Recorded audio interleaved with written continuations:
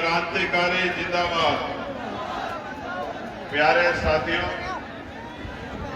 मैं जब अपनी बात की शुरुआत करूंगा तो प्रकृति से प्रार्थना करूंगा कि वो मौसम को भी अगले 40 मिनट के लिए ऐसा कर दे कि मेरे लोगों को गर्मी ना लगे और वो मेरी बात को ध्यान से सुन पाए। क्योंकि हमारे लगे लिए तो कूलर लगा हुआ है, हमारे लिए तो कूलर लगा हुआ है, लेकिन आपके लिए कूलर नहीं। ये जो लोग खड़े हो गए, इनकी वजह से पीछे वाले सारे लोग डिस्टर्ब हो गए। और ये हुआ यूं इसलिए है कि जब मैं आया हूं तो गैलरी में बहुत सारे नौजवान आ गए। इनमें से अगर 100 नौजवान पीछे निकल जाएं तो सारी व्यवस्था हो जाएगी। देखो, आप डिस्टर्ब कर रहे हो, आपको इससे नुकसान हो रहा है समय। क्या तो कष्ट सहना सीखो, क्या तो कष्ट सहना सीखो, दर्द सहना सीखो, परेशानी उठाना सीखो, या फिर अनुशासन बना के अपनी जगह बना के खड़े होना सीखो। आपकी वजह से समय खराब हुआ, पहले 10 मिनट उनके खराब हुए और मेरे खराब हो गए।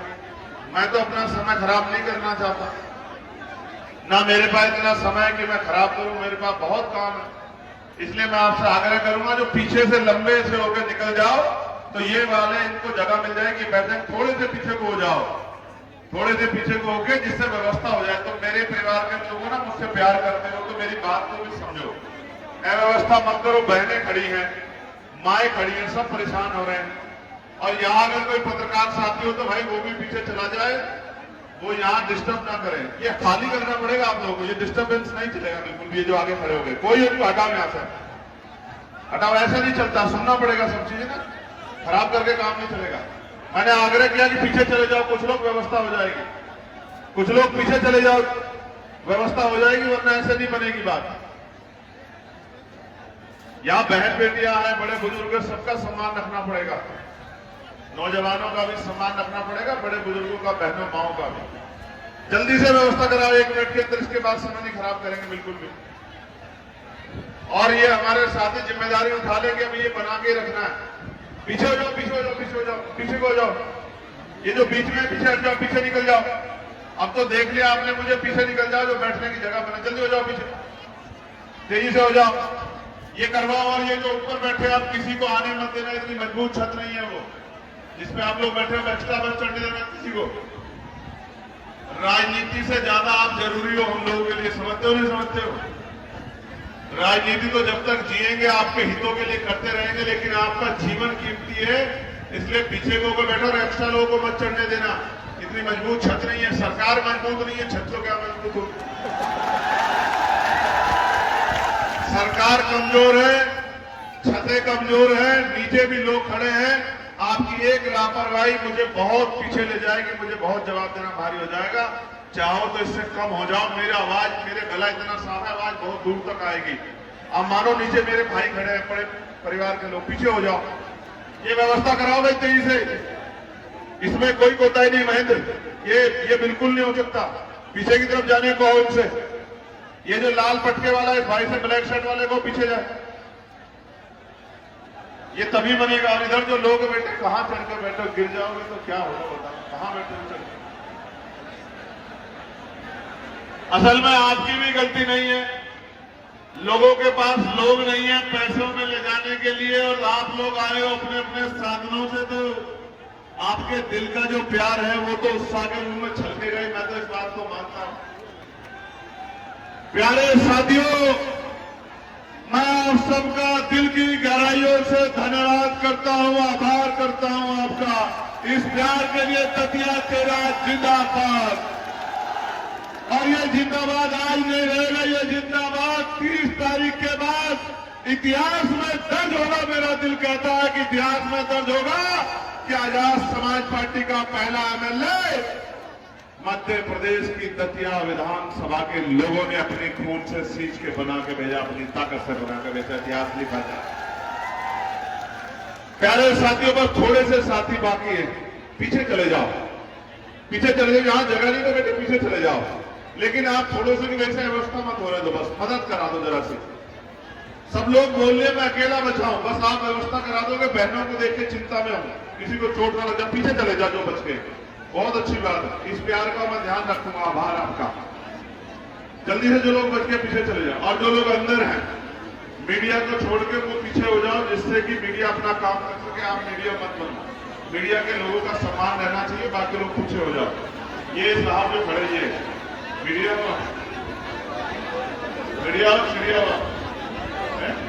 पीछे हो जाओ।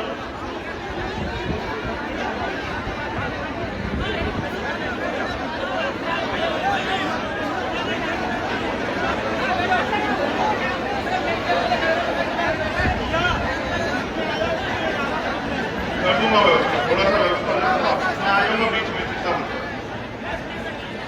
जब आपका नंबर आएगा उससे पहले आ जाऊंगा।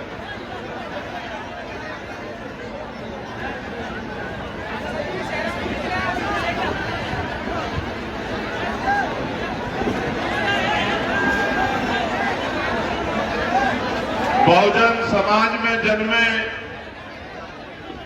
सभी संतों, गुरुओं और महान पुरुषों को नमन करते हुए, इसलिए नमन करते हुए कि उन महान पुरुषों की वजह से आज लोकतंत्र में ऐसा दिन हमारे सामने है कि हम राजा, महाराजा, धन्ना, सेठों के मुकाबले अपने बीच के लोगों को भी उन कुर्सियों तक पहुंचाना चाहते हैं जहां से फैसले तय होते हैं, नीतियां बनती। ये बाबा साहब अम्बेडकर की वजह से हुआ है। बहुत बहुत धन्यवाद डॉक्टर बाबा साहब अम्बेडकर, आपकी जय। प्यारे साथियों, राष्ट्रपिता ज्योतिबा फूले से लेके छत्रपति साहू जी महाराज, विश्वरत्न डॉक्टर बाबा साहब अम्बेडकर, संत गाडगे जी महाराज, नारायण गुरु, महामना राम वर्मा, बाबू जगदेव प्रसाद कुशवाहा, जगनायक कपूरी ठाकुर, चौधरी महाराज सिंह भारती, बाबू सुखलाल कुशवाहा जी, मान्यवर साहब श्री काशीराम जी, मान्यवर दीना भाना वाल्मीकि जी, परमानंद लोधी जी, अहिल्याबाई होलकर जी, झलकारी बाई जी, अवंतिका बाई लोधी जी, मां फातिमा शेख जी, मां सावित्रीबाई फूले जी, मां फूलन देव जी, तमाम उन क्रांतिकारियों को जिन्होंने देश की आजादी के लिए बलिदान दिया। सरदार करतार सिंह सराभा जी, शहीद आजम सरदार भगत सिंह जी, सरदार उधम सिंह जी, चंद्रशेखर आजाद जी, सबको नमन करता हूं। और सबसे ज्यादा नमन करता हूं दतिया की महान जनता को, मध्य प्रदेश के साथियों को। मैं पिछली बार 2023 में भी आया था, जितना टेंट है इतने लोग नहीं थे, मुझे पता लग गया था कि रिजल्ट क्या होगा। लेकिन आज मैं बहुत जिम्मेदारी से कह सकता हूं कि टेंट छोटा पड़ा है, और वहां जहां तक मेरी आंख है, जहां तक गाड़ियां खड़ी है, वहां तक बहादुर भीम आर्मी आजाद समाज पार्टी का नौजवान योद्धा, बहादुर साथी, जिम्मेदार साथी खड़ा है। मैं दिल से धन्यवाद देता हूं आपकी मेहनत को, आपकी लगन। प्यारे साथियों, आज इस मंच पे हमारे केंद्रीय प्रभारी अहमद तोमर जी, राज्य के प्रभारी विनोद अम्बेडकर जी, मेरे प्यारे भाई रविंद्र कुमार भाटी जी, भाई प्रदेश अध्यक्ष सत्येंद्र विद्रोही जी, दूसरे छोटे भाई प्रदेश संयोजक भीम आर्मी सुनील बैरसिया जी, पूर्व विधायक आर.डी. प्रजापति जी, छोटे भाई अनिल गुर्जर जी, छोटे भाई सुनील अस्ते जी, कमलेश पटेल जी, नासिर बख्श मंसूरी जी, रामप्रीत गुर्जर जी, नाजिम खान जी, रामकिशोर यादव जी, नवाब कुशवाहा जी, मेरे छोटे भाई एडवोकेट राय सिंह बोध जी, राहुल वाल्मीकि जी, अमोल रावत जी, आबिद हुसैन बरकाती जी, अमित राजपूत जी, बल बहादुर बघेल जी, नरेंद्र मोदी साहू जी, नरेंद्र मोदी साहू, एक ही बहुत था, देश के लिए तो एक ही बहुत है, उसी से देश, उन्हीं से देश नाराज है, ढूंढ रहा परेशान, आप दूसरा लिया है। राजेंद्र रजक जी, बाबला सोनी जी, कमल कुशवाहा जी, राकेश गौतम मेरे छोटे भाई जी, सन्नी अहिरवार जी, सुरेंद्र अहिरवार जी, दत्तू मेड़े जी, भाई रुस्तम गुर्जर जी, जय नारायण अहिरवार जी। कोई साथी बच गया हो तो उसको मेरे साथ ऐड कर लेना। हमारे लोकप्रिय प्रत्याशी प्यारे भाई दामोदर यादव जी, मैं आप सबका बहुत बहुत धन्यवाद देता हूं। भूपेंद्र कराना जी, छोटे भाई केशव यादव जी और तमाम वो साथी जिन्होंने आज इस हमारे लिए तो ये संघर्ष है, इस संघर्ष को कामयाब बनाने का काम किया। मैं उन सबका धन्यवाद करता हूं। मैं पुलिस के भाइयों का, मीडिया के भाइयों का भी धन्यवाद करता हूं। प्यारे साथियों, गर्मी बहुत है, मैं कोशिश करूंगा कि ज्यादा समय ना लूं, लेकिन कुछ बातें हैं जो आपके सामने रखनी है। ये उपचुनाव नहीं है। इस उपचुनाव से सत्ता नहीं बदलेगी, इस उपचुनाव से सरकार नहीं बदलेगी, इस उपचुनाव से बाकी लोगों के लिए बहुत कुछ नहीं बदलेगा, लेकिन आजाद समाज पार्टी काशीराम और भीम आर्मी के लिए बहुत कुछ बदलेगा। मेरी बात को आप याद रखें। कहते हैं कि बूंद बूंद से घड़ा भरता है और हर एक शुरुआत एक नई तस्वीर को, एक नए अंजाम को, एक नए लक्ष्य को पूरा करने की तरफ बढ़ती है हर एक शुरुआत। और कहते हैं नींव अगर मजबूत होती है तो बिल्डिंग बहुत मजबूत बनती है।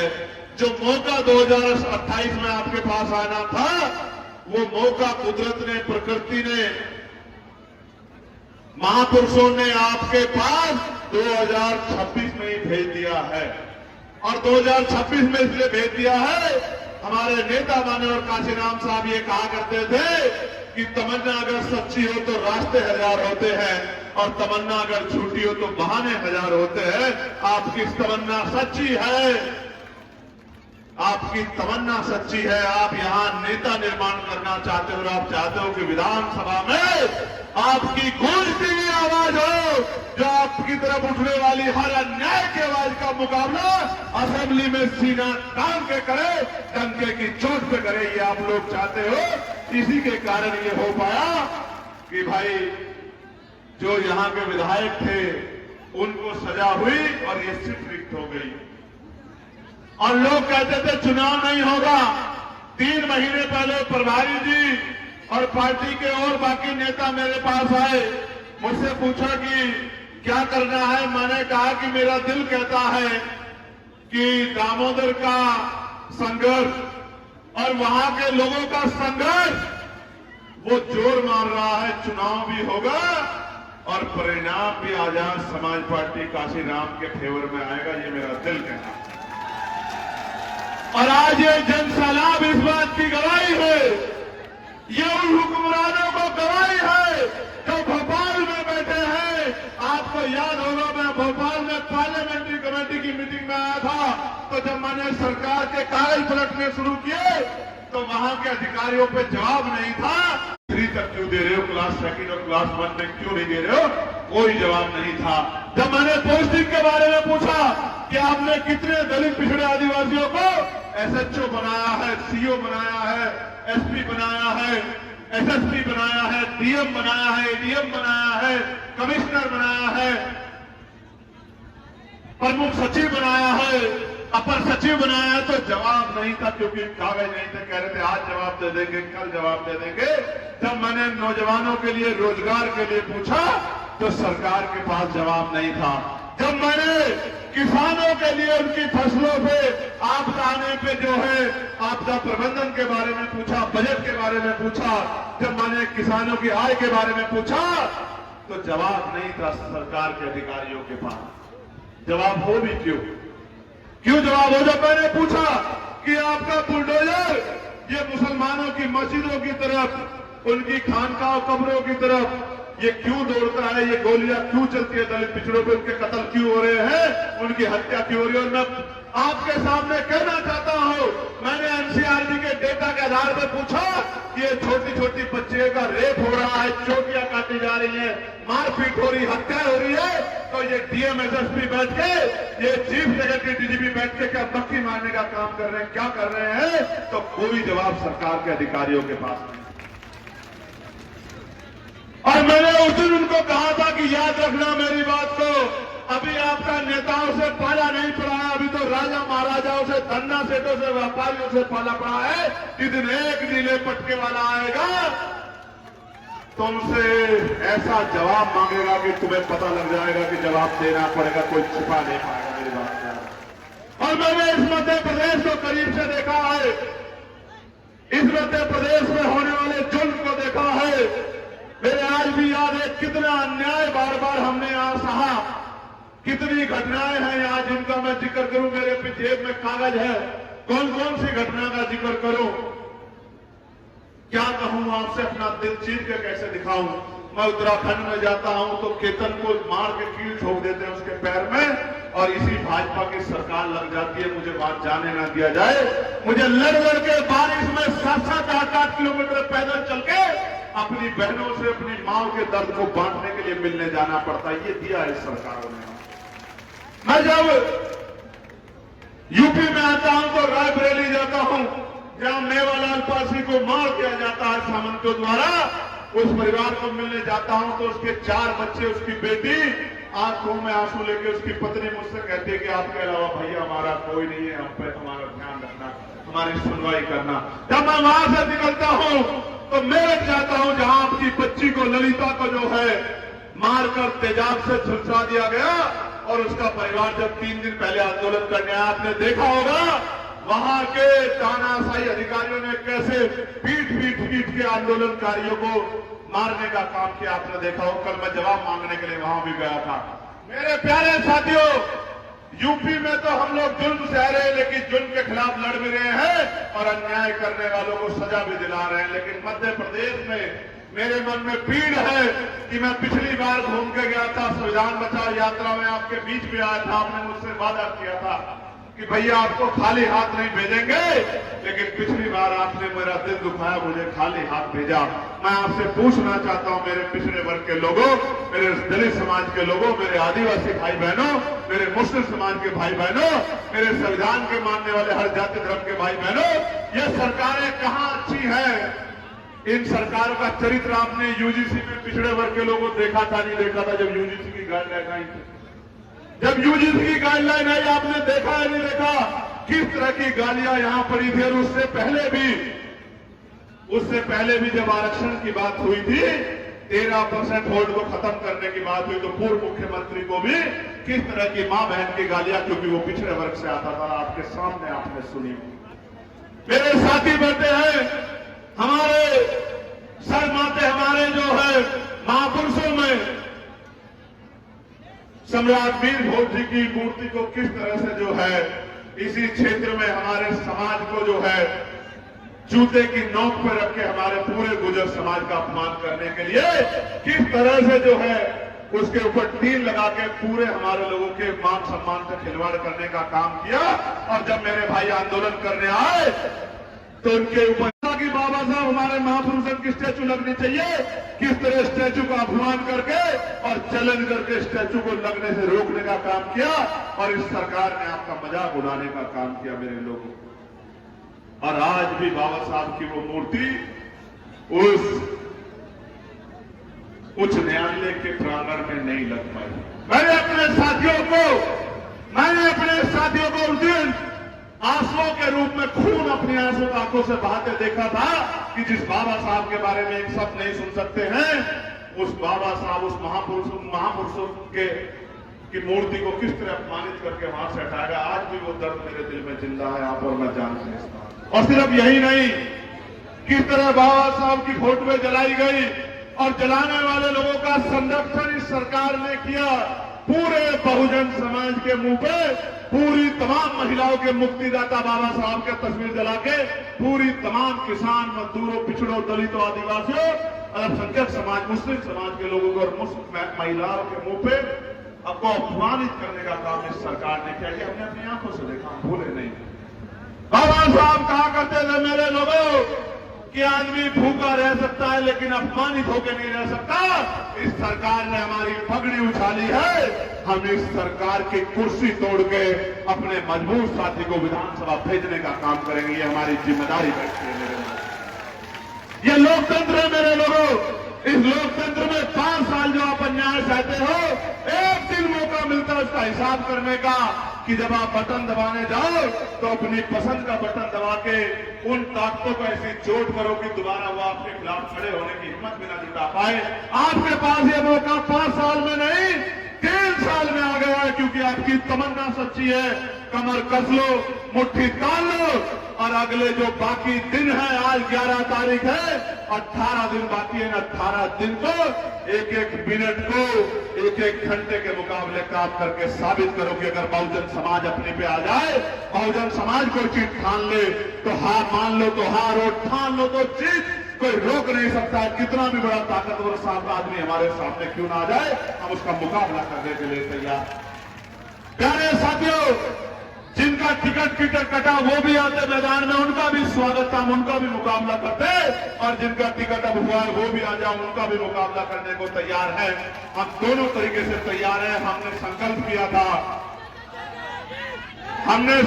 किया था कि हम कमजोर के मुकाबले कमजोर लड़ाएंगे और मजबूत के मुकाबले मजबूत लड़ाएंगे। अपने अपने मजबूत सिपाही को मैदान में उतारा और मैं धन्यवाद देता हूं दामोदर भाई का। दामोदर भाई ने कहा कि भाई मैं चुनाव नहीं लड़ना चाहता, मैं तो संगठन का काम करना चाहता हूं। मैंने कहा नहीं, इस बार सारे काम छोड़ो, मेरे आदेश को मानो। अगर मेरे सिपाही हो तो जाके दतिया में डेरा डाल के गांव-गांव जाके मेरा संदेश लेके जाओ, क्योंकि उस अपमान का बदला इसी सत्र में विधानसभा में हम लोग लेंगे, जब हमारा साथी इस झंडे को लेके ऐसा पटका पहन के भोपाल जाएगा और मुख्यमंत्री से आंख मिला के पूछेगा कि बाबा साहब की स्टैचू क्यों नहीं लगी ग्वालियर में, स्टैचू को तोड़ने वालों पे क्या कार्रवाई। जब किसानों की समस्या के लिए सवाल पूछा जाएगा और जवाब देना पड़ेगा, और जो कहते हैं कि अकेला क्या करेगा, अकेला चंद्रशेखर आजाद बताओ 542 के मुकाबले दिखाई देता है नहीं देता, आप मुझे बताओ। बात विचार की है, एक अकेला सब पे भारी, उनका नारा झूठा है, हमारा नारा सच्चा है, क्योंकि उस अकेले के पीछे इतने लोगों का प्यार, संघर्ष, इतने लोगों का आशीर्वाद बाकी। मैं कल एक आंदोलन में था तो शाम में ये सोच रहा था कि कल मुझे दतिया जाना है और दतिया जाकर अपने लोगों से अपील करनी है। और इन्होंने मुझे बताया कि भैया यहां थोड़ी सी डिस्टर्बेंस हुई है, एक व्यक्ति का टिकट कट गया, उसके समर्थकों ने बड़ा थोड़ा माहौल थोड़ा खराब किया है।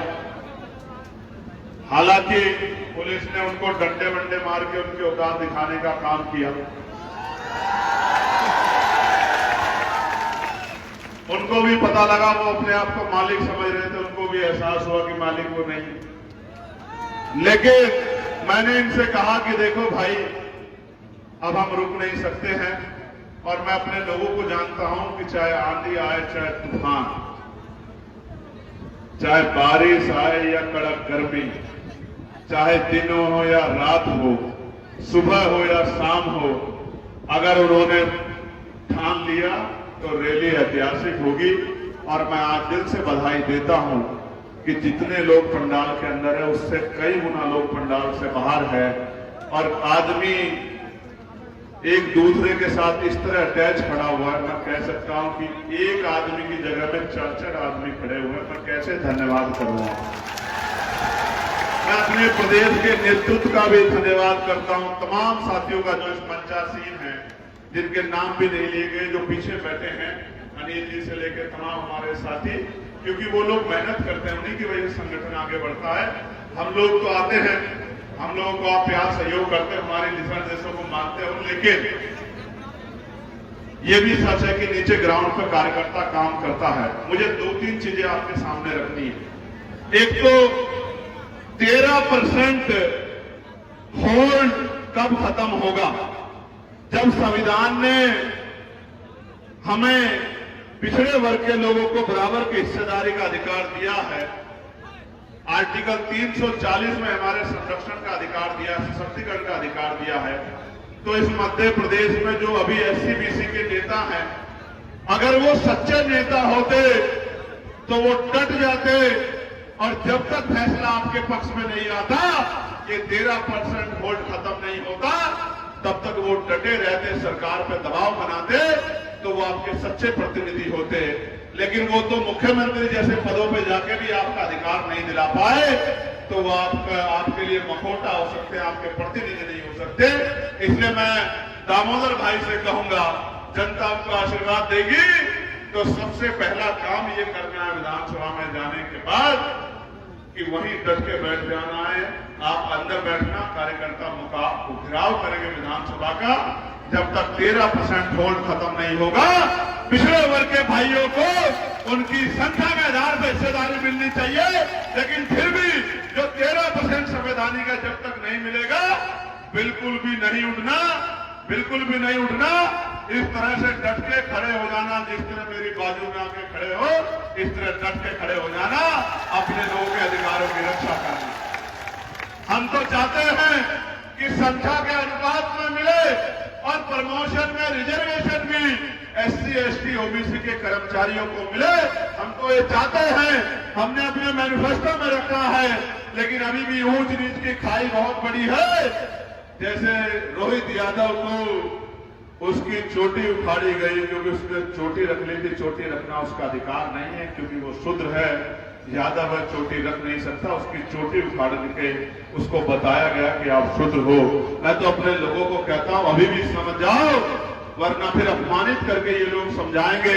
हमारे यहाँ तो सिर्फ इनको ही नहीं, सिर्फ इनको ही नहीं, हमारी 2 बेटियों को भी यहाँ मध्य प्रदेश में, एक लोधी समाज की थी, एक कुर्मी समाज की थी। दोनों बच्चियों को चलती कथा से उतार दिया क्योंकि दोनों शूद्र वर्ण की बच्चियां थी, दोनों पिछड़े वर्ग की बेटी थी।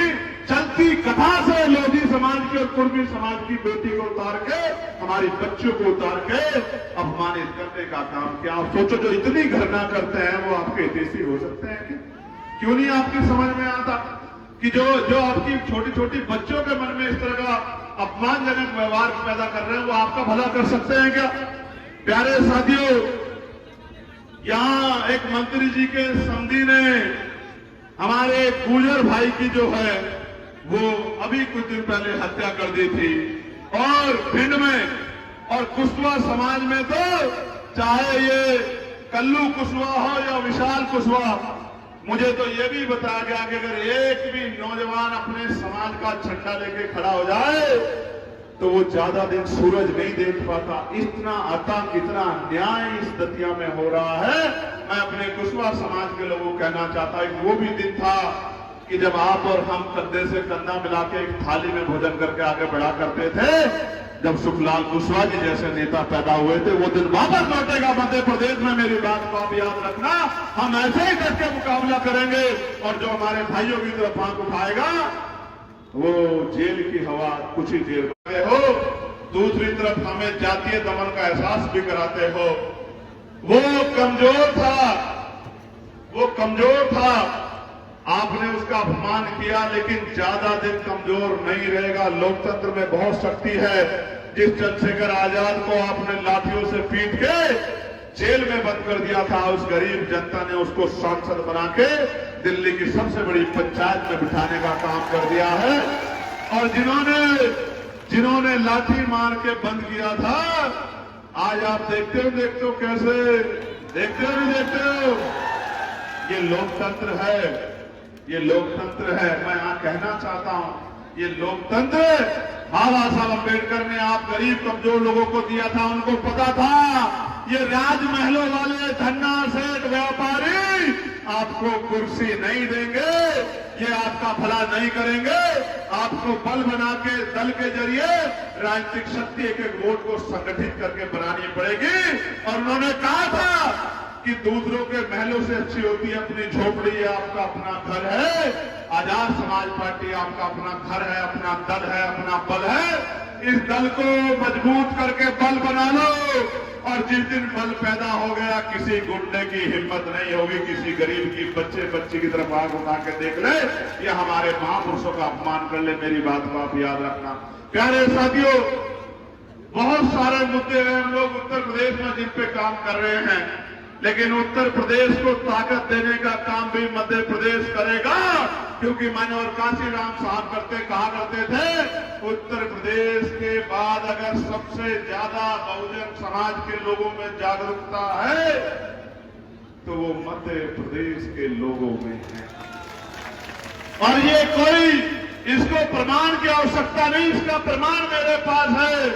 2 अप्रैल का आंदोलन आपको याद होगा, शहादत अगर सबसे ज्यादा हुई थी उत्तर प्रदेश के बाद, तो इसी मध्य प्रदेश के जागरूक लोगों ने कुर्बानी देके केंद्र सरकार को घुटनों पे लाके सुप्रीम कोर्ट का फैसला वापस करवा के अपनी शक्ति का एहसास कराने का काम किया था। मैं उस जननी को नमन करता हूं, उस मां को सल्यूट करता हूं, उन वीरों को सल्यूट करता हूं जिन्होंने बलिदान दिया।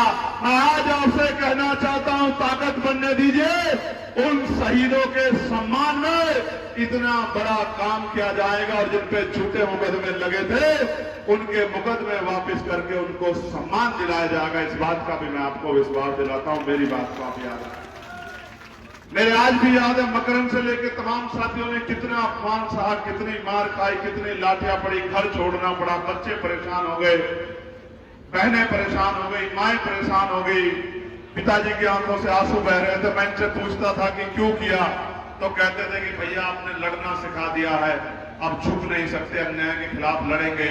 तो मैंने कहा फायदा क्या होगा कि फायदा नुकसान के लिए समाज की लड़ाई नहीं लड़ते हैं। बाबा साहब अम्बेडकर ने जो कहा था, शिक्षित बनो, संगठित रहो, संघर्ष करो, अपने लोगों के स्वाभिमान की रक्षा के लिए लड़ाई लड़ते हैं। मैं कुछ चाहता हूं आपसे, बताओ मदद करोगे नहीं करोगे? जोर से बताओ। जितने लोग मुझ तक मेरी आवाज आए, हाथ उठा के जरा मुझे एहसास कराओ, मदद करोगे नहीं करोगे? वो जो पीछे वहां खड़े हैं दूर, उन भाइयों से पूछना चाहता हूं, मदद करोगे नहीं करोगे? बताओ। कौन? पटवा तिराए पे जो लोग खड़े हैं, हाथ उठा के बताओ, मदद करोगे नहीं करोगे? ये नाजिम भाई बैठे, इनको भी कहना चाहता हूं, जब हाथ पकड़ते हैं नासिर भाई तो छोड़ते नहीं हैं, और जब पकड़ लेते हैं तो फिर आपके दुख भी हमारे और आपके सुख भी हमारे, आपके साथ खड़े हैं। मेरी बात को कहना, मैं मुस्लिम भाइयों को भी कहना चाहता हूं, आपने सबको मौका दिया है, कांग्रेस को मौका दिया और पार्टी को मौका दिया, एक मौका आजाद समाज पार्टी काशीराम को दो, फिर कहना कि आपने भाई चुना है या नेता चुनाया। फिर मेरी बात को याद रखें। क्या आप मेरी बात को गौर से सुनो, जो कहना चाहता हूं आपसे। एक मदद मांगने के लिए आया हूं, बीच में नहीं आऊंगा, थोड़ी 5 मिनट और दे दो, मैं तुम्हारी हिम्मत की दाद देता हूं मेरे बहादुर शेरों। 5 मिनट और टांगों को संभाल लो, 5 मिनट और संभाल लो। तो मेरे बहादुर चीते हो, मेरे भाई हो, मुझे तुम्हारे ऊपर नाज है, गर्व है मुझे अपने लोगों पे। 5 मिनट के लिए और थोड़ा सा एक बार टिक जाओ, जो मैं अपनी बात को खत्म कर दूं। मैं आपका दिल से धन्यवाद करता हूं। बहुत गर्मी में मैं जानता हूं, जगह भी नहीं है, मैं मानता हूं कि जगह नहीं है, लेकिन आपके हौसलों के सामने ये सब चीजें छोटी हैं, आपके हौसले बड़े हैं, ये सब चीजें बहुत छोटी हैं आपके सामने। एक बार जल्दी व्यवस्था करा दो, तो बहुत इंपॉर्टेंट बात आपसे करनी। ये बताओ, चुनाव जीतना चाहते हो या लड़ना चाहते हो? बताओ, जोर से बताओ। जीतना चाहते हो या लड़ना चाहते हो? जीतना चाहते हो या लड़ना चाहते हो? बताओ। लड़ तो कोई भी सकता है, जीतेगा वो जिसके लोग मैदान में उतर जाएंगे, जो खुद को नेता मान लेंगे, जो खुद को प्रत्याशी मान लेंगे, जो खुद की लड़ाई मान लेंगे, जीतेगा वो। लड़ तो कोई भी लेगा, लड़ तो जो भी पर्चा भराएगा, जिसके पास पैसे होंगे वो भी लड़ लेगा। मेरे लोगों, ये कुर्सी क्यों जरूरी है? आप मेरी बात को सुनो। जब पूरे प्रदेश में भीम आर्मी का कार्यकर्ता, आजाद समाज पार्टी का कार्यकर्ता सड़कों पर उतर के अन्याय के खिलाफ लड़ाई लड़ता है, और जब वो झूठे मुकदमों से गुजरता है, जब उसके साथ अन्याय होता है, जब उस पर लाठी चलती है, जब उसका अपमान होता है, जब उसकी खाल खींची जाती है, एक नेता मैदान में नहीं आता।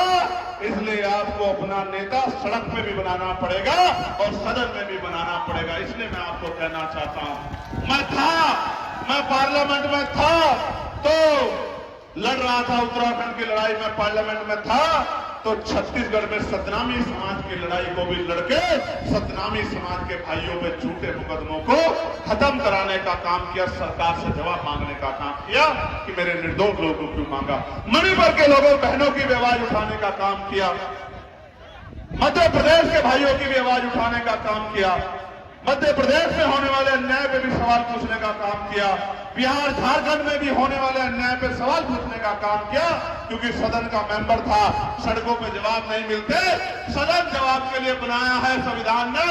इसलिए कहता हूं कि मौका है, चूक मत जाना, मौका चूक गए तो अगले 2 साल जो अन्याय होगा उसके जिम्मेदार कहीं ना कहीं आप और मैं दोनों होंगे, क्योंकि हमारी जरा सी गलती की वजह से हम अपना मौका चूक जाएंगे। एक एक वोट कीमती है मेरे लोगों, वो पैसा भी बांटेंगे, शराब भी बांटेंगे, डराएंगे भी, धमकाएंगे भी, जोर भी लगाएंगे। मैं आपको कहना चाहता हूं, अगर आपको लगता है कि वो चंद्रशेखर आजाद से ताकतवर है, मैं अपने सब समाज के लोगों को कहना चाहता हूं जो यहां बैठे, अगर आपको लगता है यहां के नेता जो डराने वाले वो चंद्रशेखर आजाद से ताकतवर हैं, तो सोच लेना।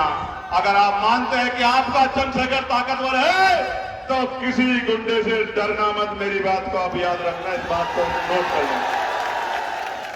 तो प्यारे साथियों, वो शाम दाम दंड भेद छल कपट सब कुछ करेंगे। ये कहेंगे ये विरोधी है, ये कहेंगे ये तो दूसरी टीम है, तीसरी टीम है। क्यों टीम है?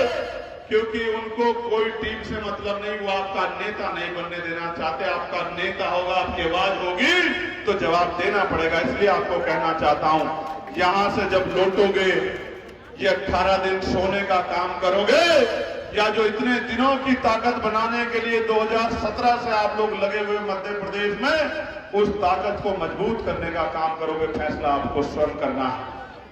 दामोदर यादव चुनाव नहीं लड़ रहे हैं।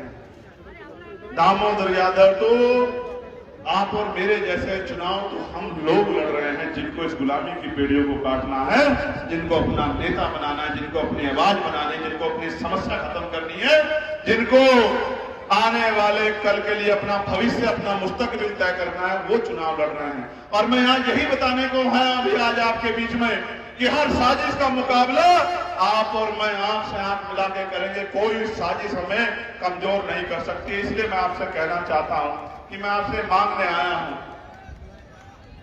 कि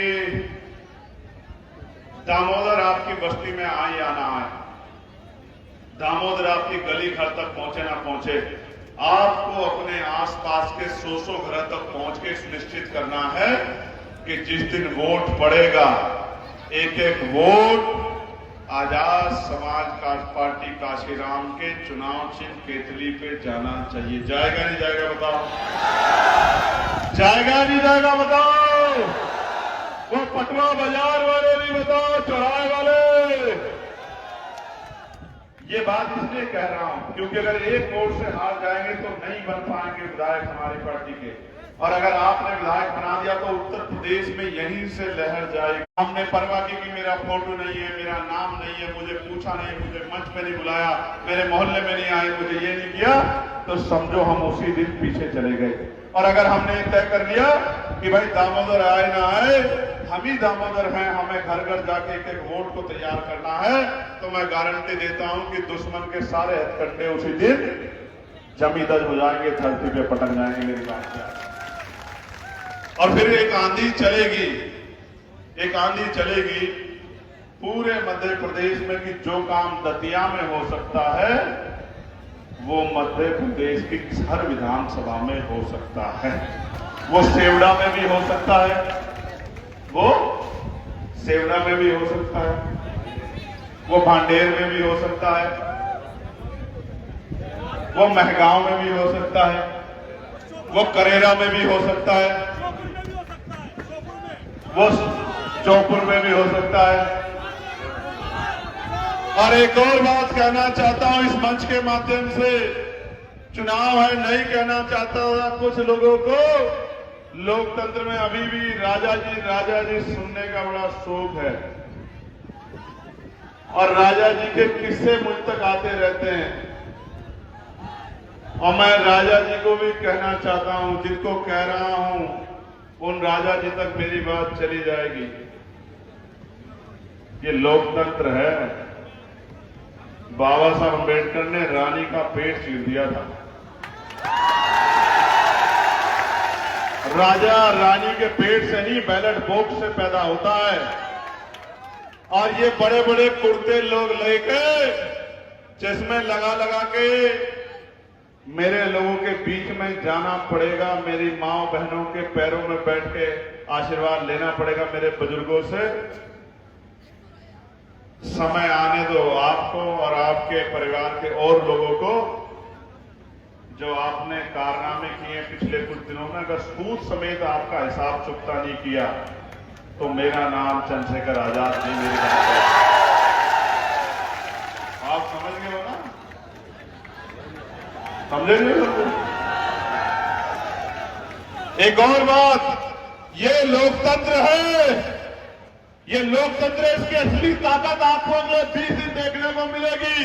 जिसकी गाड़ी आपके मोहल्ले में नहीं जाती है, जिसको बदबू आती है आपसे, जो आपकी चोटी काटता है, जो आपको कथा से उठा देता है, जो आपके बच्चों का कत्ल करता है, वो भी आपकी गलियों में आएगा, आपके पैरों में हाथ डालेगा, आपके बीच बैठ के रोटी खाएगा, अब मेरी मां से अपने सिर पे हाथ रखवाएगा और कहेगा मुझे आशीर्वाद दे दो, मैं आपके दिन बदल दूंगा। आप अपने मेरे लोगों के दिन नहीं बदलोगे। आपको अपने दिन बदलने के लिए हमारे लोगों के बीच में आ रहे हो। ये लंबे लंबे कुर्ते पहन के अब आप कुर्तों वालों का दिन जाएगा। अब किसान, कमेरों का, मजदूरों का, नौजवानों का, गरीब के बट्टों का समय आएगा। अब इस ताकत को बनने से मध्य प्रदेश में कोई रोक नहीं सकता है। एक आंधी चलेगी दतिया से, और जब जिस दिन दतिया का रिजल्ट आएगा 3 तारीख में, वोट भी 30 में पड़ रहे हैं, उसमें भी 3 है, उसमें भी 3 है, और वोट खुल रहे हैं 3 में, वो भी 3 है, और मेरा जन्मदिन भी 3 है।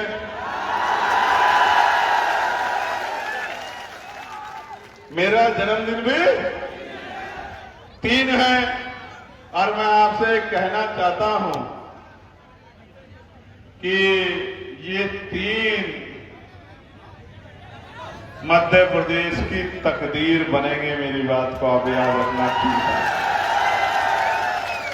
और अब तो रुस्तम भाई जैसे बहादुर साथी, तमाम हमारे पुराने साथी हमारे साथ जुड़ गए हैं। हमारी ताकत बढ़ गई और इस चुनाव को चुनाव की तरह नहीं लड़ेंगे, इस चुनाव को मान सम्मान की लड़ाई की तरह लड़ेंगे। और आप समझो कि जब लड़ने का फैसला चंद्रशेखर आजाद ने लिया है, ये सोच के कि चंद्रशेखर आजाद लड़ रहा है, तो फिर देखो मुकाबला कैसा होगा। मानते हो नहीं मानते हो मेरी बात?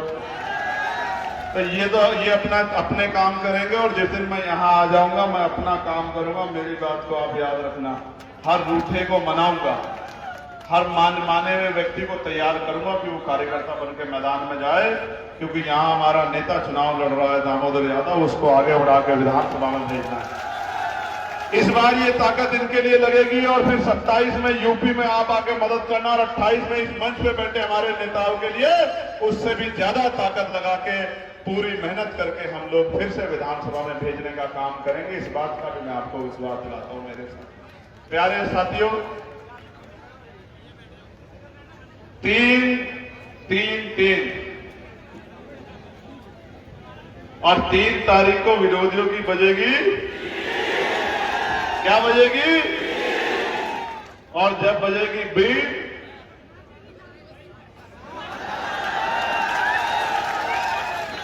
तो सारे जहरीले नाग भाग जाएंगे। मेरी बात को आप याद रखें। और आज जो आप पे लाठी लेके घूमते हैं ना, और वो सब ठंडे हो जाएंगे, लाठी के बन जाएंगे गुलदस्ते, और मुंह से निकलेगी नमस्ते, और गरीबों को आते जाते करेंगे सलाम। और आप सबको जय भीम, नमस्कार, आदाब, सत श्री अकाल। आप सबको बहुत बहुत मंगल कामनाएं। आपने इतना प्यार दिया, बस ये बताओ मेहनत करोगे नहीं करोगे? जाके ऐसे मुट्ठी मत करो, ऐसे वादा सच्चा करना। रुको, हाथ नीचे करो, सब हाथ नीचे करो, सब हाथ नीचे करो। बस आखिरी 1 मिनट चाहिए, बस आखिरी 1 मिनट। तुम्हारा तो मैं दिल से धन्यवाद करूंगा, आगे वालों का पक्का। ऐसे ऐसे मुट्ठी बंद करो, वही करना जिसके मन में सच्ची पक्की बात है, मुंह दिखाई को मत करना। ऐसे मुट्ठी बंद करो, ऐसे। बताओ यहां से जाके काम करोगे नहीं करोगे? बताओ अपने एक एक भाई को तैयार करोगे नहीं करोगे? बताओ कोई पैसे वाला आ गया, कोई कुछ भी लेके आ गया, उसके आगे अपनी वोट को कमजोर तो नहीं करोगे? बताओ किसी के डर से डरोगे तो नहीं? बाबा साहब के बच्चों, बताओ बाबा साहब के बच्चों, किसी से डरोगे तो नहीं? बताओ बाबा साहब के बच्चों, इस अपमान का बदला 3 तारीख को लोगे नहीं लोगे? 30 तारीख को। और मेरे प्यारे साथियों,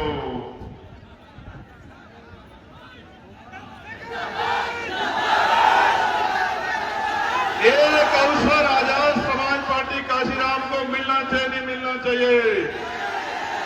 घर घर तक निशान पहुंचा दोगे नहीं पहुंचा दोगे? अब हमारा मान सम्मान स्वाभिमान, हमारी परीक्षा किस तारीख को है? 30 तारीख को। 30 तारीख का दिन होगा और केतली चुनाव चिन्ह होगा। 30 तारीख का दिन होगा, 30 तारीख का दिन होगा और 30 तारीख का दिन होगा, केतली चुनाव चिन्ह होगा। गरीबों के लिए नया सवेरा निकलेगा और मध्य प्रदेश में एक नया अवसर पैदा होगा, एक नई जो है लहर चलेगी और वो लहर के लिए दतिया जिंदाबाद रहेगा। इतिहास में अजर अमर हो जाएगा कि दतिया से पहला विधायक जीत के आया। मैं आपका बहुत बहुत धन्यवाद करता हूं, दोनों हाथ जोड़ के आपका बहुत बहुत धन्यवाद करता हूं। जय भीम, जय भारत, जय मंडल, जय जोहर, जय संविधान, जय जवान, जय किसान। मध्य प्रदेश का नाम को याद रखना और ये दतिया का लाल रखेगा मध्य प्रदेश का भी ख्याल। मेरी बात को आप याद रखें।